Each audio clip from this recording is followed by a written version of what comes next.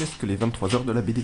C'est un challenge qui consiste à fournir 24 planches sur une histoire totalement imposée à la dernière minute, hein, et donc en 23 heures. Et c'est quelque chose, il existait déjà avant, donc les 24 heures de la BD, hein, inventé par Scott McCloud. Et nous, on a repris le concept, mais une heure en moins, donc pendant le changement d'heure.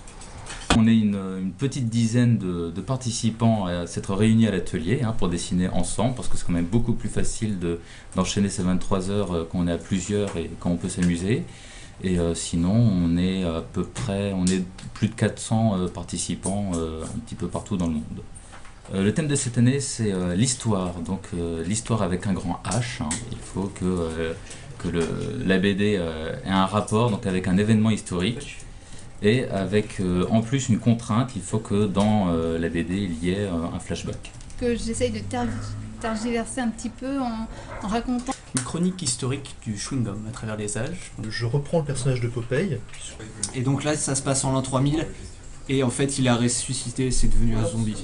Il se retrouve dans la Première Guerre mondiale, au moment de la première attaque avec un char d'assaut. Et en fait, Laika, que nous croyons morte, a survécu dans l'espace. Et le dernier homme qui a fui la planète va la rencontrer. Ils n'ont eu plus qu'un jour avant leur épreuve d'histoire-géographie. Et au final, il va essayer de défoncer la gueule à tout le monde et de conquérir le monde. Bon, c'est pas gagné, mais bon, on va essayer d'aller jusqu'au bout, au moins.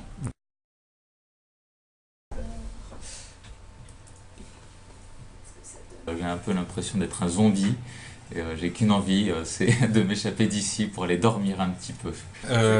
Donc les 23 HBD 2011 à 13h, aujourd'hui ce dimanche, voilà, c'est fini. Caput. Alors toutes les BD sont lisibles sur le site 23hbd.com.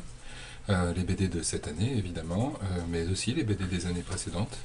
Voilà, il y a énormément d'heures de lecture. Là je pense que maintenant on doit pouvoir compter un global de quelque chose comme 20 000 pages de bande dessinée sur les 3 années dernières.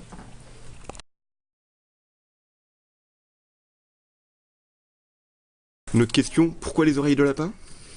Les oreilles de lapin, c'est un peu le fil rouge de toutes les manifestations 23 HBD depuis 4 ans.